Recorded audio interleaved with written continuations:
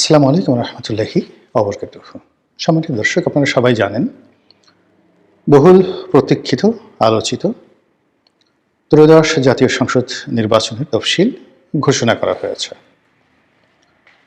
এখনকার যে তফসিল সে অনুযায়ী নির্বাচনের যে রোডম্যাপ, সেক্ষেত্রে 2025 সনের ডিসেম্বর মাসের 29 তারিখে সেই নির্বাচনে যারা মনোনয়নপত্র দাখিল করবেন সেই দাখিল করার শেষ সময়।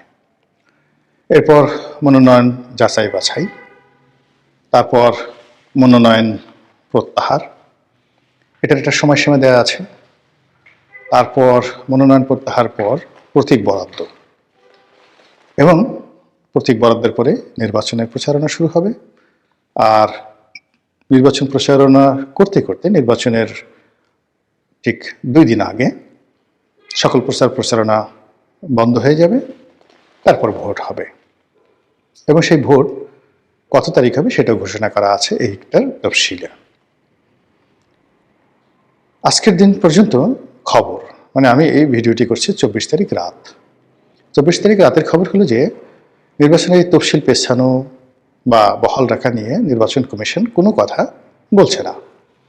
পুরো নির্বাচন কমিশনের মধ্যে এক ধরনের সম্মোহন কাজ করছে, এক ধরনের আতঙ্ক কাজ করছে, এক ধরনের ভয় কাজ করছে, দ্বিধা সংকোচ কাজ করছে।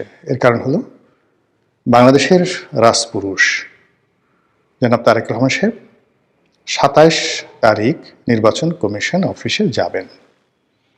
সেদিন তিনি ভোটার হবেন। তারপর সেই দিন তিনি মনোনয়নপত্র দাখিল করবেন, ইত্যাদি আরও অনেক কিছু। এখন এটা নিয়ে নির্বাচন কমিশনের একটা টেনশন হলো অতীতে যে নির্বাচনগুলো হয়েছে, 3টি নির্বাচন 14, 18 এবং 24, এই নির্বাচনের সঙ্গে যারা সংশ্লিষ্ট ছিলেন, ডিসি, এসপি, নির্বাচন কমিশনার, প্রধান নির্বাচন কমিশনার, সকলের কপাল পুড়েছে, বিশ্রী রকম পরিবেশ পরিস্থিতির মধ্যে পড়েছে। যার ফলে কি হলো, এখনকার যে ইলেকশন কমিশনে যারা কর্তা ব্যক্তি রয়েছেন, তাদের নিজের অজান্তে তাদের মধ্যে এক ধরনের সাইকোলজিক্যাল প্রেশার, মনস্তাত্ত্বিক চাপ তারা অনুভব করবেন। এই জন্য করবেন, বর্তমান যে আইন বা কানুন, সেই কানুনের অনুযায়ী নির্বাচনের যে তফসিল, সেই তফসিল ঘোষণার পরে আর ভোটার হওয়ার কোনো সুযোগ নেই। তো সেক্ষেত্রে যদি এই তফসিল বহাল থাকে, তাহলে 27 তারিখে কিভাবে জনাব তারেক রহমান সাহেব ভোটার হবেন? This is one. যদি 27 তারিখে উনি ভোটার হন, তাহলে দুটো প্রশ্ন। এটা নির্বাচন কমিশন কেন করলো? এই মুহূর্তে এটা নিয়ে হয়তো কথাবার্তা হবে না, কিন্তু আগামীতে যখন আবার গণেশ উল্টে যাবে, ঠিক সেই সময়টাতে এদের অবস্থা নুরুল হুদা বা হাবিবুল আওয়াল, সাবেক সিএসি, এদের মতো যে হবে না, কথা বলা যাচ্ছে না। ফলে এটা নিয়ে তারা একটা মনস্তাত্ত্বিক সমস্যার মধ্যে আছে।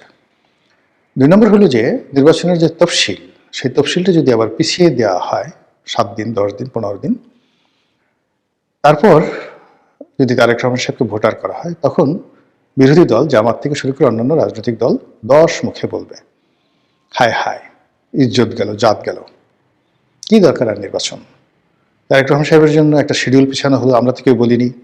তারেক রহমান সাহেবের জন্যই এত কিছু করা হলো, তো দরকার কি নির্বাচন? আপনারা একটা একতরফা নির্বাচনের একটা ফলাফল তৈরি করেন, আমাদের কাছে পাঠিয়ে দেন, আমরা সেটা স্বাক্ষর করে দিয়ে বা নো অবজেকশন দিয়ে আপনারা ঘোষণা করে বিএনপিকে 300 আসনে জয়লাভ করিয়ে তারপর তারেক রহমান সাহেবকে বঙ্গভবনে পাঠিয়ে দেন প্রধানমন্ত্রী হিসেবে শপথ গ্রহণ করানোর জন্য। অসুবিধা কি? কোনো অসুবিধা নাই তো। তো এই যে কথাগুলো হবে, নিশ্চিত হবে, এতে কোনো সন্দেহ নেই। একটা হলো, যদি বর্তমান বিধি ব্যবস্থা অনুযায়ী তারেক রহমান সাহেবকে কোনো রকম শিডিউল পরিবর্তন না করে তাকে ভোটার করা হয়, তাহলে পুরো নির্বাচনের বিধি ব্যবস্থা, আইন কানুন, নির্বাচন কমিশন আগামীতে একটা ফায়ারের মধ্যে পড়বে, এতে কোনো সন্দেহ নেই। 2 নম্বর হলো যে নির্বাচন কমিশনকে যদি তারেক রহমান সাহেবকে ভোটার করতে গিয়ে শিডিউল চেঞ্জ করতে হয়, তাহলেও কিন্তু ওই যেটি বললাম, তারা ঠাট্টা, মশকরা, টিটকারি থেকে শুরু করে যেটাকে বলা হয় সাইবার বুলিং, সেই সাইবার বুলিংয়ের মধ্যে সবাই পড়ে যাবে, এবং তাদের নিরপেক্ষতা নিয়ে, সততা নিয়ে, দক্ষতা নিয়ে নানা রকম টিটকারি টিপ্পনি কাটা হবে। তো এই বিষয়টা নিয়ে তারা এতটা চিন্তিত যে নির্বাচনের যে তফসিল, এই তফসিল নিয়ে কী করা উচিত ইন অ্যাডভান্স তারা কিছুই বলতে পারছেন না। ইতিমধ্যে এনসিপির যারা নেতৃবৃন্দ তারা দেখা করেছেন, তাদের মধ্যে নাসিরুদ্দিন পাটোয়ারি তিনি বলার চেষ্টা করেছেন যে আমরা সার্বিক পরিস্থিতি বিবেচনা করে তফসিল পিছানোর কথা বলেছি। সেখানে নির্বাচনের অন্যান্য যে সকল ডেট, বিশেষ করে যেদিন নির্বাচন অনুষ্ঠানের কথা বলা হয়েছে সেটা অপরিবর্তিত রেখে তফসিলের যে অন্যান্য শিডিউলগুলো আছে সেগুলো পেছানো যেতে পারে। তো যদি এই ধরনের কোনো কথাবার্তা বলার আগে নির্বাচন কমিশন যে কোনো একটা ঘটনা, যেমন হাদির ঘটনা যখন ঘটলো, ঠিক সেই সময়টাতে যদি তারা স্মার্টলি নির্বাচনের তফসিলটা 15 দিন পিছিয়ে দিত, তাহলে কিন্তু আজকের এই দিনের মতো এরকম সমস্যা হতো না। এটা হলো রিয়ালিটি।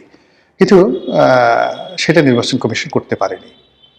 আবার এই যে আমি যে দুটো সমস্যার কথা বললাম জনাব তারেক রহমান সাহেবকে কেন্দ্র করে, এর বাইরে আরেকটি খুব স্পর্শকাতর অবস্থা রয়েছে। সেটা হলো বেগম জিয়ার সুস্থতা অসুস্থতা। তিনি আসলে হাসপাতালে কেমন আছেন, এই জিনিসগুলো বিএনপির পক্ষ থেকে যা কিছু বলা হচ্ছে, ডক্টর জাহিদ যা কিছু বলছেন, কেউ বিশ্বাস করছেন না। আমি নিজেও এই ব্যাপারে কোনো কিছু বলবো না। জনাব তারেক রহমান সাহেবের আশা, তার সঙ্গে দেখা করা, এবং 2-4টি পত্রিকায় এসছে যে তারেক রহমান সাহেবের আশার সংবাদ পেয়ে বেগম জিয়া সন্তোষ প্রকাশ করেছেন। এই বিষয়গুলো জনমনে স্বস্তি দিচ্ছে না, কেউ বিশ্বাস করছে না। হাদি যখন গুলিবিদ্ধ হলেন, ঢাকা মেডিকেল থেকে যখন তাকে এভার কেয়ারে ট্রান্সফার করা হলো, তখন সবাই ধরে নিল যে হাদি মারা গেছেন। মূলত একটি বিরূপ পরিস্থিতি এড়ানোর জন্য এভার কেয়ারে রাখা হয়েছে, অ্যাজ বিকজ সেখানে এসএসএফ রয়েছে, এবং সেই অবস্থাতে মানুষের সেন্টিমেন্টটিকে আরও লিঙ্গারিং করার জন্য তাকে সিঙ্গাপুরে পাঠানো হয়েছে। কিন্তু হাদি ঢাকা মেডিকেলে যে অবস্থাতে ছিলেন, হি ওয়াজ ক্লিনিক্যালি ডেড। এটা তার যারা মস্তিষ্কের অপারেশন করেছেন তারাই প্রথম দিকে বলেছেন। কিন্তু এটা নিয়ে যে গেম হয়েছে, রিমিক্স হয়েছে, তো ওই রকম মানে পলিটিক্যাল নেতাদের ক্ষেত্রে, রাজা বাদশাদের ক্ষেত্রে এরকম ঘটনা হয়। তো বেগম জিয়ার স্বাস্থ্য নিয়ে, সুস্থতা নিয়ে মানুষের মনে সেই আবেগ রয়েছে, অনুভূতি রয়েছে, নানা রকম যাকে বলা হয় সমীকরণ রয়েছে, নানা রকম ফলাফল নিয়ে নানা রকম বক্তব্য রয়েছে। তো কাজেই এই যে বেগম জিয়ার প্রার্থী হওয়া, মানে উনি প্রার্থী হবেন, তো তাকে প্রার্থী হলে তো তাকে স্বাক্ষর দিতে হবে। তো সেই প্রার্থী হওয়া নিয়ে একটা ধোঁয়াশা আছে। যদি তিনি সুস্থ থাকেন, যদি তিনি অসুস্থ হন, যদি তিনি প্রার্থী হন, যদি তিনি প্রার্থী না হন, এটা নির্বাচনের তফসিলের ক্ষেত্রে একটা বিরাট হুমকি বা ঝামেলা হয়ে আছে। এর বাইরে যেটি হচ্ছে সেটি হলো যে আল্লাহ না করুন যদি বেগম জিয়া সত্যিকার অর্থেই আল্লাহর ডাকে সাড়া দেন, তাহলে কি এই তফসিল থাকবে? প্রশ্নই আসে না। এই তফসিল পিছিয়ে যাবে, এবং সেক্ষেত্রে শুধু তফসিল পেছাবে না, নির্বাচনটা পিছিয়ে যাবে। এবং যারা এখন ক্যালকুলেশনই করতে পারছে না, তারা হয়তো ভাবতেই পারছে না যে বেগম জিয়ার অনুপস্থিতি আর তারেক রহমান সাহেবের 17 বছর পর বাংলাদেশের প্রত্যাবর্তন, এই দুটোর রসায়ন কেউ মিলাতে পারবেন না। যে পরিস্থিতি তৈরি হবে রাজনীতির অঙ্গনে, সেটা সামাল দেওয়ার মতো অবস্থা বিএনপির কোনো নেতার নেই, স্বয়ং তারেক রহমানেরও থাকবে না। এখানে বিএনপির মধ্যে যতটা না সমস্যা হবে, বিএনপির বাইরে তত বেশি সমস্যা হবে।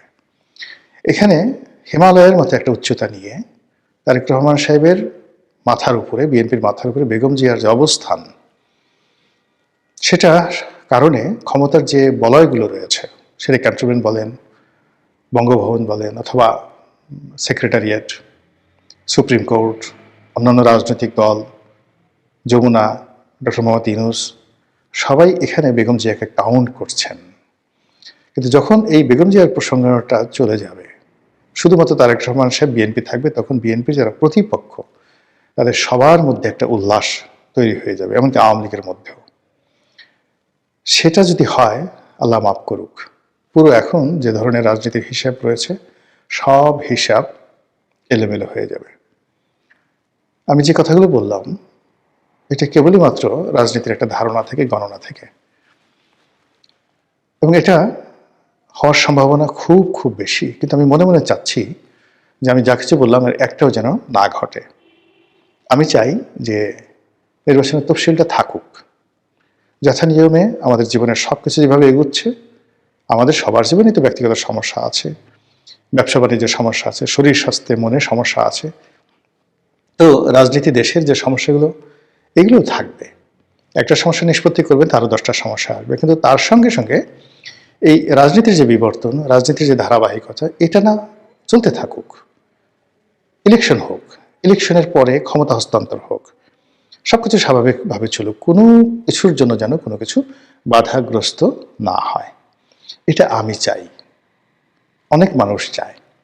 কিন্তু প্রকৃতি এমন একটা ব্যাপার, প্রকৃতি মাঝে মধ্যে আমাদেরকে নিয়ে খেলে, সেই নজরুলের কবিতার মতো, খেলিছ এ বিশ্ব লয়ে বিরাট এ শিশু আনমনে।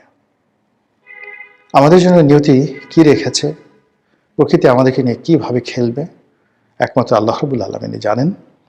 তবে একজন বাঙালি হিসেবে, এদেশের একজন আমজনতা হিসেবে অন্তঃস্থল থেকে চাইব আমাদের দেশটি ভালো থাকুক, দেশের সকল মানুষ ভালো থাকুক, এমনকি দেশের পশু পাখি কীটপতঙ্গ, পাহাড় সমুদ্র নদী থেকে শুরু করে বালুকা বেলা সবাই ভালো থাকুক। আল্লাহ যেন আমাদের এই দেশের প্রতি খাস রহমত এবং বরকত নাজিল করেন। আসসালামু আলাইকুম রহমতুল্লাহি ওয়া বারাকাতুহু।